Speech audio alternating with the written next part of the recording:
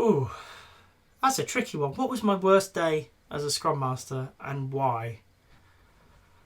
I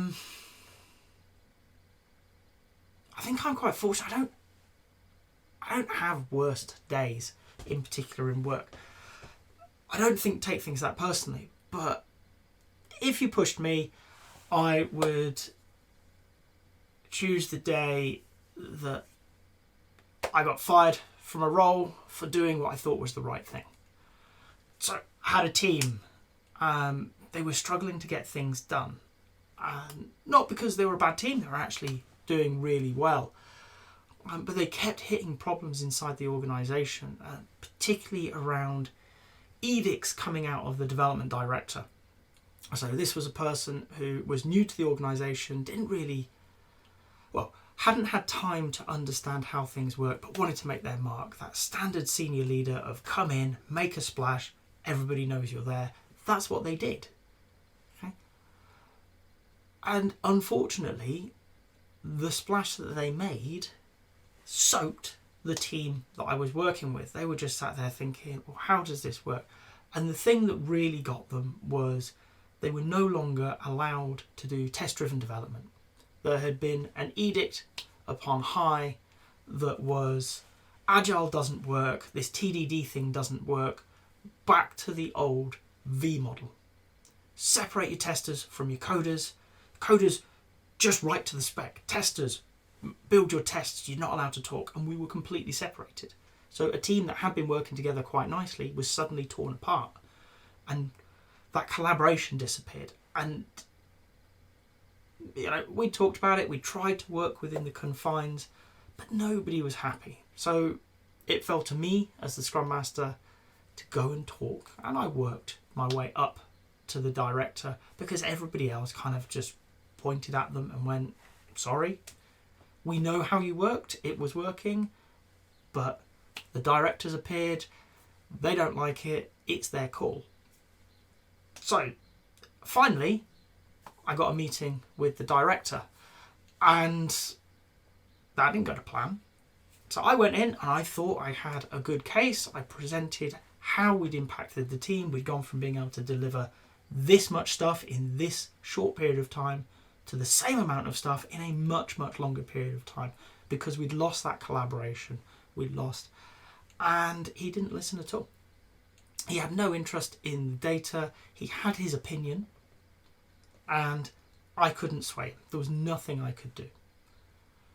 And okay, that wasn't a good day, but it wasn't the worst. Went back to the team. I've tried, sorry, I will try again.